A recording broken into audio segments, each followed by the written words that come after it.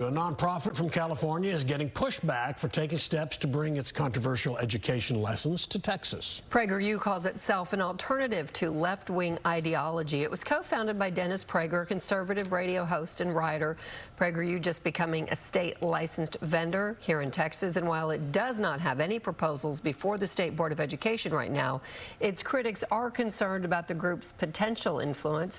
Fox 4's Sean Rabb joining us now live with more on the story. Sean.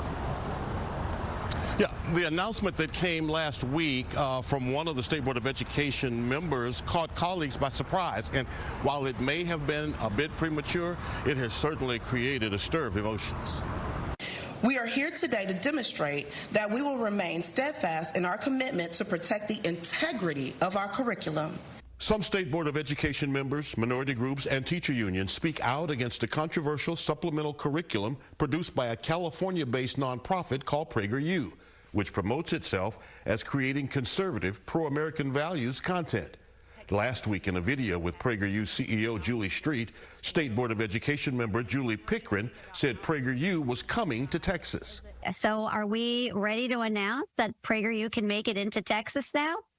We are definitely ready to welcome PragerU into the great state of Texas. That bringing pushback from other board members.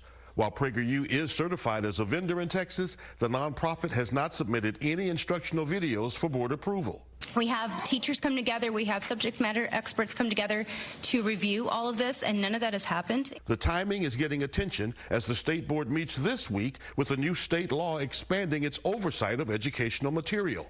PragerU materials were recently okayed for use in Florida schools. But Kelsey Kling, Texas American Federation of Teachers, blasted the PragerU videos she's seen. No attempt is made at objectivity, and these videos instead whitewash and misrepresent events in our history, glorify hypercapitalism, promote jingoism, and are rife with misogyny and white saviorism.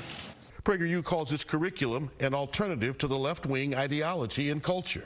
I believe that decisions for school districts need to be made by the 7 duly elected trustees of that district and the superintendent. We call it the team of 8. Doug Williams is former superintendent of Sunnyvale ISD. He says local control is best for student learning.